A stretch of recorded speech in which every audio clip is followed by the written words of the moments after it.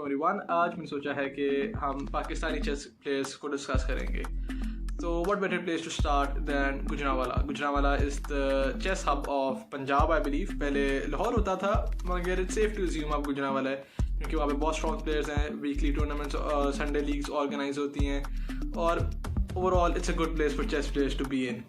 तो the people I'd like to discuss today are National Master Ehtisham and Syed Muhammad Ali. So the first person, National Master Ehtisham, is one of the youngest Pakistani National Masters. 2019 में वो नेपाल गए थे Asian amateur खेलने। वहाँ पे he won a medal और he brought pride to the country. उसके अलावा द रिसेंट 2021 में जो कश्मीर डे चेस चैम्पियनशिप हुई थी, he had a big hand in organizing the tournament and he was also the arbitrator there I believe. तो he's in arbitration भी की हुई है और अच्छे चेस प्लेयर भी हैं और इंटरनेशनली भी खेला हुआ है। तो what more do you want from a chess player? उनके साथ personally भी I like him a lot. He's a very nice personality, very enthusiastic about chess and overall just like every chess player I believe in Pakistan, it's his passion. So Syed Muhammad Ali, he had a peak rating of 2300 I believe FIDE और well honestly मुझे इनके बारे में इतना नहीं पता मगर one interesting thing I do know is that he's beaten me each and every time I've been paired with him in online chess tournaments. He plays I think the Scotch I believe as white e4 के बाद and he's beaten me every time, so I'm preparing and inshallah I'll beat him one day. So today we'll analyze the game between these two titans क्योंकि I think I don't know but I think that they might have some sort of a rivalry between them क्योंकि in most of the tournaments I've I haven't been to many tournaments but most of the tournaments I've spectated it's always these two players whose name is at the top. Even Jhelum में झंग में I think tournament हुआ था जहाँ पे इन दोनों का finals में match पड़ा था, वो भी बहुत इंटरेस्टिंग गेम थी, वो मुझे अभी नहीं मिली. So right now we'll be discussing a game played between them in 2016 Park Chess in the Park Chess FIDE rated tournament. So yeah, enjoy. हाँ, तो वाइट पीसेस पे मिस्टर एहतशाम हैं और ब्लैक पीसेस पे सैयद मोहम्मद अली. गेम स्टार्ट करते हैं mister Ehtesham with e4 e6 French defence, d4 d5 knight c3 knight f6 e5 knight f d7 f4 और यहाँ पे standard ideas start of the Steins variation है. यहाँ पे standard ideas a3 a4 b4 हैं. Black अपनी क्वीन यहाँ पे निकालेगा और अपने इस नाइट को यहाँ पे निकालेगा और ये बिशप यहाँ से इस तरह करके इस तरह आ जाएगा और स्टैंडर्ड आइडियाज हम देखेंगे इस वेरिएशन में. तो c5 night f3 night c6 bishop e3 और क्वीन b6. यहाँ पे एक इंटरेस्टिंग नोट कि आप ये पॉन नहीं ले सकते, एक पॉइजन पॉन है b2 पॉन इस वेरिएशन में भी. फॉर एग्जांपल अगर आप कोई आम मूव चलते हैं लाइक बिशप e7 सॉरी अगर आप क्वीन b6 के बाद अगर आप लेट्स से चलते हैं बिशप यहाँ पर, तो यहाँ पे अगर वो लेता है पॉन तो you have this very nice move यहाँ पे इस पे अटैक लगाने के लिए और इस फोक को और यहाँ पे चेक तो ब्लैक हो ही रहा है और उसका किंग कैसल नहीं कर सकेगा. सो इंस्टेड वी हैव यहाँ पे queen night a4 queen a5 c3 c captures d4 b4 और क्वीन c7. एक इंटरेस्टिंग लाइन थी यहाँ पे, queen night captures b4 c captures b4 bishop captures b4 और बिशप d2. यहाँ पर इस लाइन में बहुत शार्प लाइन है ये और शायद सैयद मोहम्मद अली को ये लाइन पसंद नहीं थी तो उन्होंने नहीं खेली. मगर इंटरेस्टिंग टू नोट के even though you're down a piece आपके पास इनफ कॉम्पनसेशन है और extremely sharp play both sides से रिक्वायर्ड होता है, तो इसलिए उन्होंने अच्छा किया इस वेरिएशन के लिए नहीं गए. So instead we had knight captures d4 a6 और एक इनएक्यूरेट मूव वाइट की तरफ से बिशप d3. ये इनएक्यूरेट क्यों है? क्योंकि मेरे ख्याल से बेहतर यहाँ पे था कि आप क्वीन d2 खेलते और b5 के बाद आप बिशप नाइट b2 खेलते, जिसके बाद आपके पास ये स्क्वायर नाइट के लिए काफी स्ट्रॉन्ग स्क्वायर है. यहाँ पे आप कुछ लाइन पे यहाँ पे भी अपना नाइट रख सकते हो जब ये नाइट ट्रेड करने के बाद, और यहाँ पे आपके पास एक स्ट्रॉन्ग पीस आ जाएगा और ये इस वाले पॉन को भी सपोर्ट कर रहा है. ये बिशप e2 से अगर आके इधर आ जाए तो I'd say it's a job well done. Okay, bishop d3 खेला गया, b5, नाइट b2 और यहाँ पे ब्लैक ने एक बहुत ही अच्छी मूव खेली. I'd even like you to pause the video if you want to find it.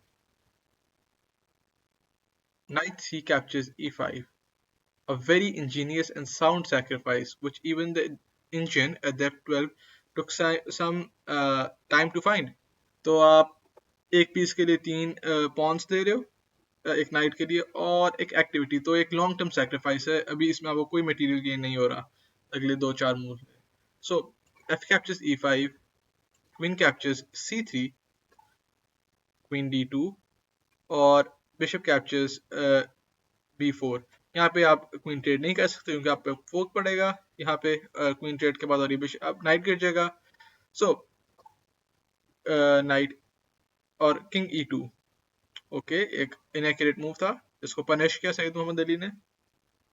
I hope उनका नाम ही था.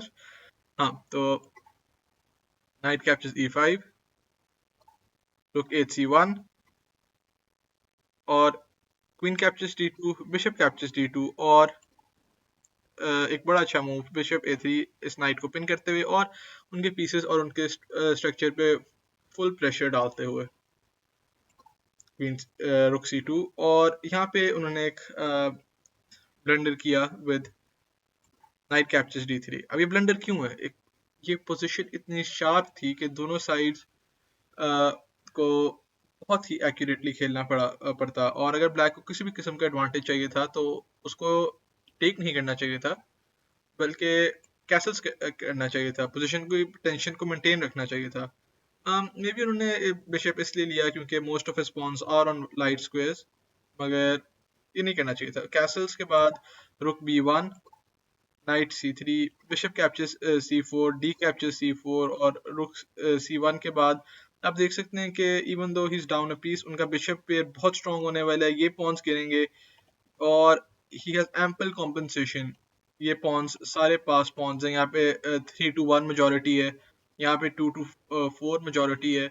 ये पॉन्स बहुत जल्द आगे बढ़ना शुरू हो जाएंगे. बिशप पेयर उनके सारे स्ट्रक्चर को आराम से हैंडल कर सकते हैं, मगर उन्होंने नाइट कैप्चर्स d3 खेला. तो नाइट कैप्चर्स d3, कैसल्स और रुक c3. यहाँ पे बिशप d6, h3 पॉन को बचाया, e5 नाइट को किक अवे किया और रुक c6, रुक बिशप b8. ये थोड़ा पैसिव मूव था. यहाँ पर मेरे ख्याल से बिशप को शायद रुक को अगर आगे लेके आते किसी तरह एक्टिवेट करने की कोशिश करते या फिर कुछ और खेल लेते, मगर इतना रुक इतना पैसिवली खेलने की जरूरत नहीं है. आपका बिशप पेयर है और आपको even though I mean you're down a piece, मगर आपको कुछ ना कुछ तो करना चाहिए. Night b3, d4. यहाँ तक अभी तक पोजीशन लगभग इक्वल है even though he is down a piece. उनके ये दो स्ट्रॉन्ग पास पॉन्स बहुत अच्छी कॉम्पनसेशन है. सो d4 खेला गया, नाइट bc5, e4. यहाँ पे आप ले नहीं सकते क्योंकि आपको पिन पड़ रही है, तो नाइट b4 और a5. यहाँ पे आई थिंक बिशप E6 बेहतर था, गोइंग फॉर सम एक्टिविटी। और यहाँ पे ऑब्वियसली अगर आप लेते हो इस तरह करके और ये, तो आपके पास ये डायगोनल खुल जाता है जिसमें आप इसको अच्छे तरह से एक्सप्लॉइट कर सकते हो इस बिशप को यहाँ पे लाने के बाद, और आपके पॉन्स बहुत स्ट्रांग होंगे और वाइट इस पोजीशन को नहीं होल्ड कर पाएगा। तो उन्होंने A5 खेला, नाइट D5 और रुक E8, एक बहुत ही बड़ा ब्लंडर जहाँ पे आप देख सकते हैं कि उनका नाइट पेयर उनके बिशप ब्लैक के बिशप पेयर से बेहतर है और ही just simply crumbled under a superior position. तो यहाँ पे टैक्टिक ऑब्वियसली ये है, जिसके बाद ये नाइट गेट है, मगर उन्होंने वाइट ने एक अल्टरनेटिव रूट चूज किया जो कि था direct knight E7 check, king F8, knight captures C8, D3, king F1 और E3 E1। यहाँ पे बहुत अच्छा मूव खेला वाइट ने, नाइट D7, यहाँ पे फिर से इसको अटैक किया, king G8, bishop night E7 check, आप ले नहीं सकते क्योंकि आप चेकमेट हो रहे हैं, फिर बैक रैंक के इश्यूज हैं। रुक H8, बिशप कैप्चर्स E3 और बिशप G3। यहाँ पे ब्लैक कम्प्लीटली लॉस्ट है, उसका मेन पॉन गिर चुका है और नाइट्स जब 7th रैंक पे पहुंच चुके हों तो आप रिजाइन कर सकते हैं, मगर game continued for a few moves. Night F5, bishop E5, इसको प्रोटेक्ट करते हुए पॉन को, एज वेल एज इस रुक पे अटैक करते हुए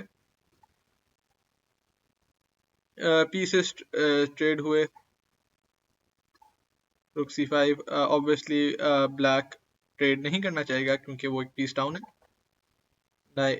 रुक E6, बिशप D4, F6, रुक AC1, किंग G8, रुक C7, रुक AE8 और यहाँ पे very nice calculation bye white,